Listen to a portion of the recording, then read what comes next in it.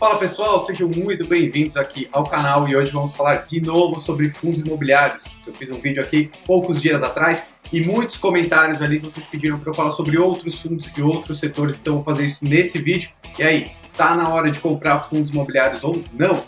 Então nesse vídeo aqui eu vou falar de alguns setores, alguns fundos especificamente, aí já pensando num longo prazo, depois dessa crise que está acontecendo aqui, em algum momento ela vai terminar, a gente não sabe quando, mas os fundos estão com preços muito descontados, é óbvio, como eu fiz outros vídeos também falando que os fundos estão baratos. Eu ouvi uma analogia esses dias que passaram e eu acho que faz todo sentido, Digamos que você tivesse comprado uma casa em dezembro do ano passado, em dezembro de 2019, você tenha pagado 100 mil reais. Imagine que hoje alguém chegue para você e fale, olha, eu compro essa casa de você por 60 mil reais. Você venderia? Muito provavelmente não, não é? E se alguém fizesse o contrário, te oferecesse uma casa que vale 100 por 60 mil reais, com certeza você compraria, Então, isso é mais ou menos o que está acontecendo também nos fundos imobiliários que replicam o mercado de imóveis, Então, se você tinha um fundo imobiliário que valia 100 reais e hoje ele está valendo 60 reais, ele ainda é um imóvel, ele ainda é um conjunto de imóveis que pode valer 100 reais tranquilamente quando o cenário melhorar, Então, você não precisa vender por 60 nesse momento só porque teve essa queda. Ok? A não ser que você esteja precisando de dinheiro no bolso, você precisa de liquidez.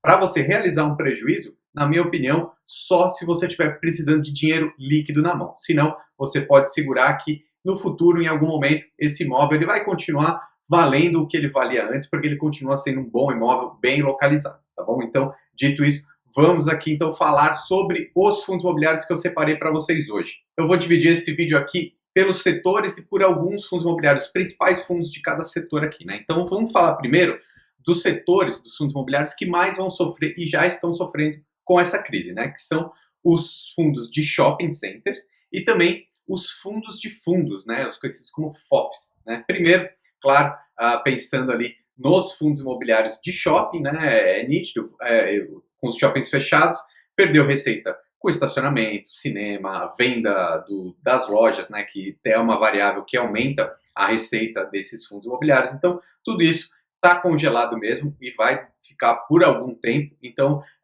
nesse curto prazo aqui, a gente não pode pensar nas receitas, no rendimento desses fundos de shopping. Então, realmente, para comprar um fundo de shopping agora, só se você puder carregar por um longo prazo mesmo. Os preços estão baratos, mas a perspectiva é muito incerta, quer dizer, a certeza que a gente tem é que no curto prazo não vai ser muito rentável, tá bom? Então, os fundos de shopping estão sofrendo muito por causa disso, Eu até vou mostrar aqui na tela do meu computador. Para fazer esse vídeo aqui, eu entrei dentro do site da B3 e olhei o IFIX, que é o índice dos fundos imobiliários, então, que é uma grande média, Então, pensando aqui, os principais fundos imobiliários, quando a gente olha para os shoppings, o principal é o HGBS, o HGBS 11, que equivale aí a 3%, tem uma participação de 3% no IFIX. Então vamos olhar aqui rapidamente o HGBS 11. Bom, então aqui nos últimos 5 dias ele tem mostrado uma leve alta, mas você pode ver aqui quando puxa um tempo maior, teve uma grande queda aqui, agora está recuperando um pouquinho e está num valor aí abaixo do que um ano atrás, justamente porque está sofrendo esse período, Em um ano ele está mostrando aí uma queda de quase 16%. Então, realmente, esse cenário dos fundos imobiliários de shopping é mais desafiador para o curto prazo mesmo, E os fundos de fundos que também têm sofrido muito nesse período é porque um fundo de fundo ele é um grande mix, Ele é um ativo de renda variável, Porque ele compra cotas de outros fundos. Então, como a maioria dos fundos imobiliários caiu, nos últimos tempos, os fundos de fundos sofreram bastante também. Até porque uma grande parte desses fundos de fundos é composta pelos fundos de shopping que caíram também, Então, olhando aqui mais uma vez no IFIX, o principal fundo de fundo é o BCFF11, Então, se a gente olhar aqui no Google, o que está acontecendo com o BCFF11? Olha aí, Ele também sofreu bastante, ele ainda não, ele está um pouco abaixo do que o resultado de um ano atrás, Então, você vê que ele está sofrendo aqui um pouquinho justamente por causa disso.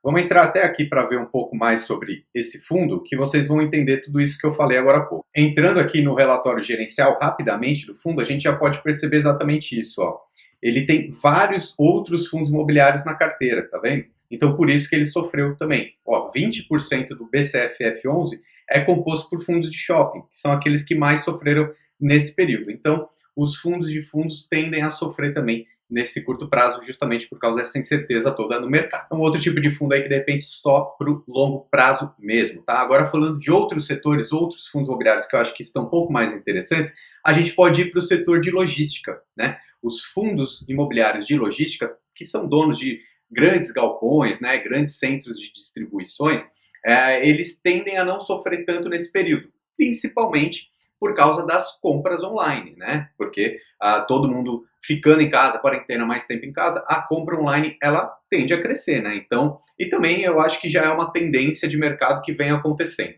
tá? Eu acho que então os centros de logística, por eles também não estarem nas grandes capitais, a gente tem visto que nas grandes capitais, São Paulo, Rio de Janeiro principalmente, os casos do coronavírus são mais fáceis de serem difundidos, né? De serem ali transmitidos, né? Porque um número maior de pessoas. Como os centros de distribuição, os galpões, são em cidades próximas, mas não nas grandes capitais, também eles podem sofrer um pouco menos. E um outro fator que eu acho que os fundos de logísticas não vão sofrer tanto, né, quanto esses outros que eu falei antes, é por causa do tempo de contrato, né, desses fundos com esses imóveis, né, com essas empresas. Porque normalmente são contratos atípicos, aqueles que são de longuíssimo prazo, né? Então vai ser difícil ter um reajuste nesses contratos, justamente porque eles são feitos dessa forma aí do atípico, né? O principal é o XPLG11, né? Vamos ver o que está acontecendo com o XPLG11 nos últimos tempos, né?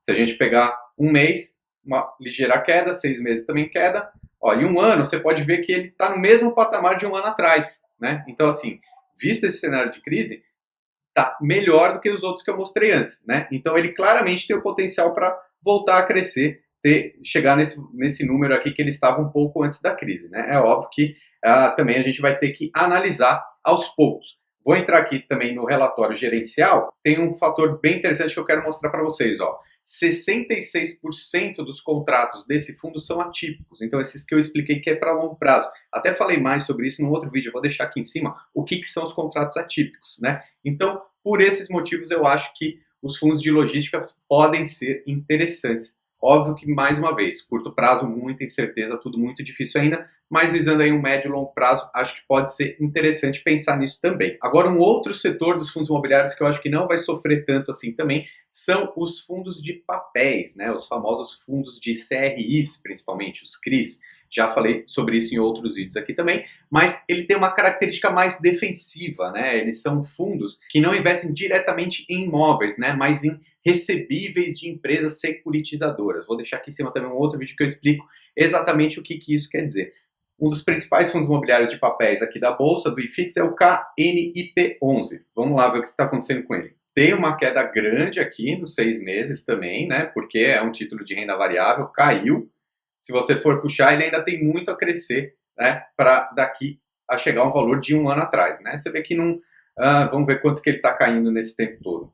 Ó, uma queda de 8%, já é muito menos que os fundos de shopping que eu mostrei lá no começo, que estavam caindo aí quase 16%, né? Mas vamos entrar no relatório gerencial aqui do KNIP11. Então, olhando aqui dentro, ó, a gente já pode perceber que são CRIs baseados em edifícios corporativos, CRIs baseados em shopping centers e também CRIs baseados em ativos de logísticas, galpões e centros de distribuição. Mas aqui o que eu quero mostrar para vocês é essa parte aqui, ó. Esses aqui que são os devedores aqui desse fundo imobiliário, desses CRIs, né? São essas instituições aqui que vão pagar, né? Então, é isso que tem que levar em conta, né? A Electrolux, o SEB Group, BR Properties, Edifício Cidade Jardim. Então, aqui, são essas empresas que vão pagar ao longo dos próximos meses esses recebíveis aqui desse fundo de papel, né? Então, ele tem uma característica mais de segurança e de conservadorismo justamente porque ele não tem um imóvel específico. Ele tem esses recebíveis dessas diversas empresas. Então, essa diversificação aí faz ser um pouquinho mais seguro, né? Então, provavelmente,